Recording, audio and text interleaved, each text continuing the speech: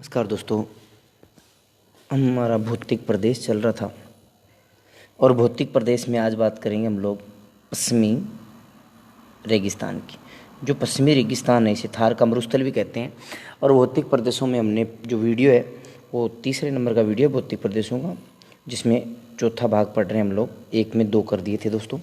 तो हमने पहले पार्ट में बात की थी अरावली की, दूसरे में जो पठारी प्रदेश है और जो मैदानी भाग है उसकी। अब जो भाग है चौथा उसकी बात करते हैं पश्चिमी रेगिस्तान। तो दोस्तों पश्चिमी रेगिस्तान की अगर जनसंख्या की बात करें तो जनसंख्या वहाँ की 40% है और क्षेत्रफल है वहाँ का दोस्तों 61.11% और अवशेष है 33 सागर का। जो 33 सागर है उसका अवशेष है पश्चिमी रेगिस्तान। पश्चिमी रेगिस्तान को मरुस्थल क्षेत्र भी कहा जाता है, जो यानी कि मरुस्थल का क्षेत्र, थार का मरुस्थल भी इसे कहते हैं दोस्तों। अब जो थार का जो मरुस्थल है वो थार का मरुस्थल का विस्तार किस प्रकार से है, यानी कि थार का मरुस्थल भारत का सबसे बड़ा मरुस्थल थार का मरुस्थल है। इसका विस्तार राजस्थान, पंजाब, गुजरात और हरियाणा में स्थित है और राजस्थान के 12 जिलों में इसका विस्तार है दोस्तों। अब यहाँ पे बात करें, 12 जिलों की बात हो गई।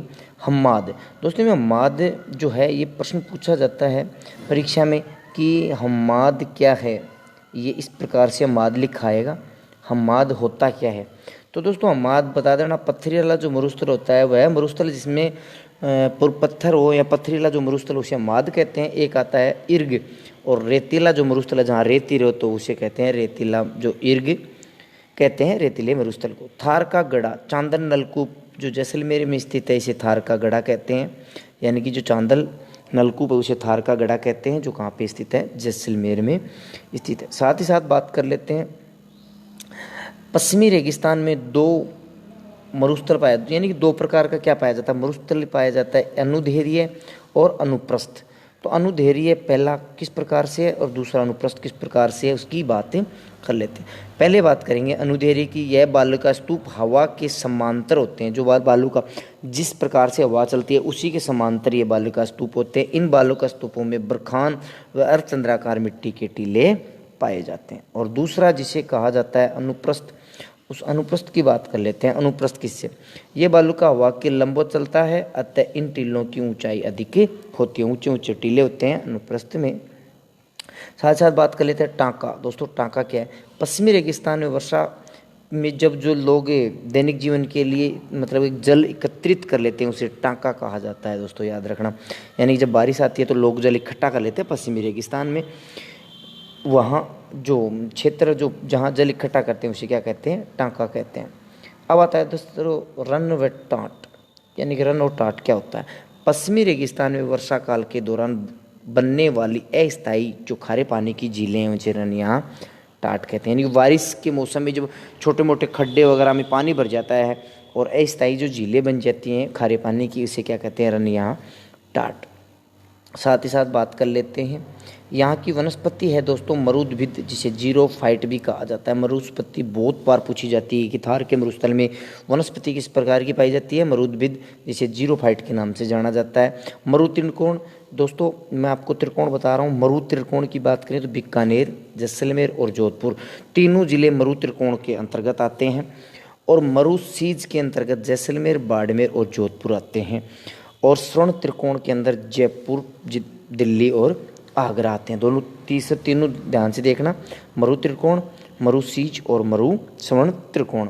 तो जो मरु त्रिकोण है वो उसमें बीकानेर, जैसलमेर और जोधपुर के 3 जिले आते हैं अपने राजस्थान के, जिनमें एक हो गया बीकानेर, जैसलमेर और जोधपुर।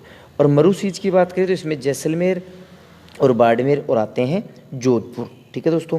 स्वर्ण त्रिकोण की बात करें तो जयपुर, दिल्ली और आगरा आते हैं। साथ ही साथ हम इसमें आगे बात करें तो मरुस्थल मार्च क्या होता है। मरुस्थल मार्च, मरुस्थल मार्च होता है पश्चिमी से पूर्व की ओर मरुस्थल का बढ़ना, या मरुस्थल का बढ़ना, मरुस्थल का आगे बढ़ना या पश्चिम से पूर्व की ओर मरुस्थल का बढ़ना, एक की बात है दोस्तों। फिर आता है दोस्तों थार का मेवा। दोस्तों ये जो थार का मेवा है ये पिल्लू के फल को थार का मेवा कहा जाता है। उससे जो पश्चिमी रेगिस्तान है वहाँ पे पिल्लू का फल पाया जाता है, उसे थार का मेवा कहा जाता है दोस्तों।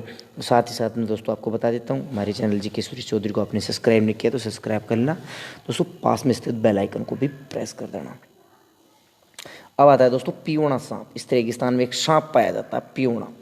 पश्चिमी रेगिस्तान में पाया जाने वाला सबसे जहरीला सांप, जो किसी भी जीव को काटता नहीं है ये, जबकि वह किसी भी जीव जंतु के सांस में अपना सांस जहर छोड़ देता है, जिससे उसकी मृत्यु हो जाती है। मतलब दोस्तों उसके आसपास रहने लग जाता है। जैसे कोई इंसान चारपाई के ऊपर सो रहा है रेगिस्तान में, उस चारपाई के नीचे बैठ जाएगा, तो जो इंसान सांस लेगा, आदान प्रदान करेगा, वो उसको सांस देगा, और वो उसको सांस जिस प्रकार से लेगा तो उससे जो आसपास का जो आवरण है उस आवरण को जहरीला कर देता है। इस वजह से उस व्यक्ति की मृत्यु हो जाती है दोस्तों, पियोना सांप की वजह से। काटता नहीं है बाकी।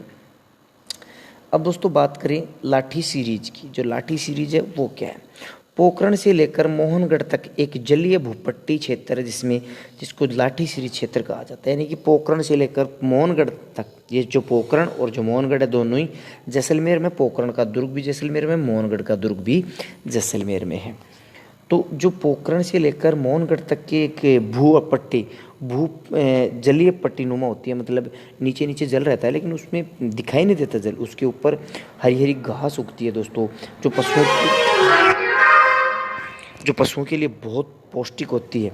इस वजह से इसे कहते हैं लाठी सीरीज। अतः इस क्षेत्र में सेवण घास पाई जाती है। जो लाठी सीरीज है पोखरण से लेकर मोहनगढ़ तक के सेवण घास पाई जाती है, जो दुधारू पशुओं के लिए बहुत पौष्टिक होती है। सेवण घास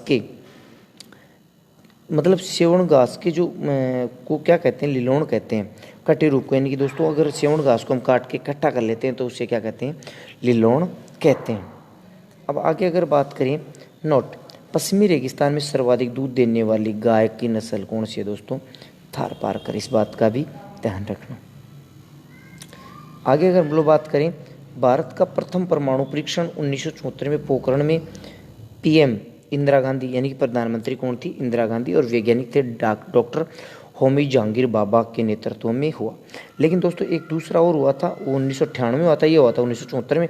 98 पीएम तो थे अटल बिहारी वाजपेयी, और वैज्ञानिक थे एपीजे अब्दुल कलाम के नेतृत्व में हुआ था दोस्तों पोखरण में।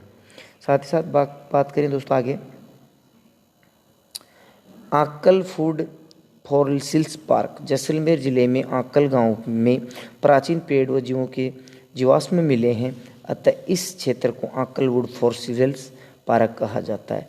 इस क्षेत्र में राजस्थान का सबसे बड़ा राष्ट्रीय मरु अभयारण्य है, जो जैसलमेर और बाड़मेर में स्थित है। आगे अगर बात करें तो दोस्तों पश्चिमी रेगिस्तान को 4 भागों में बांटा गया है। एक है दोस्तों घग्गर का मैदान। पश्चिमी राजस्थान का सबसे उपजाऊ भूभाग होता है जो घग्गर का मैदान है। जैसे हनुमानगढ़ और ये जो गंगानगर है, इनमें घग्गर का मैदान है, जो राजस्थान का सबसे उपजाऊ क्षेत्र है, जहाँ गंगानगर में सर्वाधिक गेहूं की खेती की जाती है, इसलिए गंगानगर को अन्न का कटोरा कहा जाता है। अगला है शेखावाटी। दूसरा है शेखावाटी। इस क्षेत्र में निम्न भूमि पाई जाती है। इस क्षेत्र को अंतःप्रवाह भी कहा जाता है। शेखावाटी क्षेत्र जानते हो दोस्तों, सीकर, चूरू, झुंझुनू और नागौर का कुछ हिस्सा आता है। अगला जो पार्ट है वो आता है दोस्तों नागौर उच्च भूमि।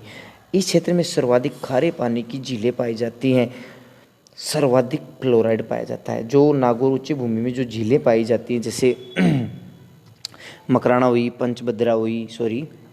मकराना हो गई, ऐसे कुछ झीलें हैं जो नागौर में पाई जाती हैं, उनमें सर्वाधिक क्या पाया जाता है? क्लोराइड। आगे बात करें दोस्तों कुब्बड़ पट्टी की।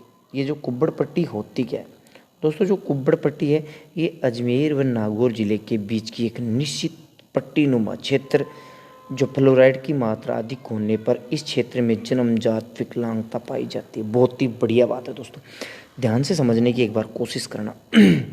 मतलब जो ये कुब्बड़ पट्टी है दोस्तों, जो पाई जाती है एक तो अजमेर में और एक नागौर में, इन दोनों जिलों में मतलब जन्मजात हो गई दोस्तों। वहाँ की जो जल होता है उसमें फ्लोराइड की मात्रा बहुत ज़्यादा पाई जाती है। जो फ्लोराइड होता है उसकी मात्रा बहुत ज़्यादा पाई जाती है। इस वजह से वहाँ के जो लोग बच्चे जन्म लेते हैं वो विकलांग रूप में जन्म लेते हैं, क्योंकि वहाँ का जो जल होता है उसमें फ्लोराइड की मात्रा पाई जाती है। इस कारण वहाँ के बच्चे जो अजमेर और नागौर के बच्चे हैं उनमें या तो किसी बच्चे के कुब्बड़ वगैरह होगा या उसमें विकलांगता पाई जाएगी किसी भी प्रकार से। अगला आता है गोडवाड़ा क्षेत्र। लूनी नदी का प्रवाह क्षेत्र गोडवाड़ा क्षेत्र के नाम से जाना जाता है। जो लूनी नदी आप लोग जानते हो नागपाड़ अजमेर से निकलती है, उसी क्षेत्र की बात है। अब दोस्तों मैं आपको बता देता हूँ कि ये जो वीडियो है अपना ये पूरा हुआ दोस्तों। साथ ही साथ अपने चैनल जी के सुरेश चौधरी को भी सब्सक्राइब करना, पास में बेल आइकन को प्रेस कर देना। धन्यवाद दोस्तों।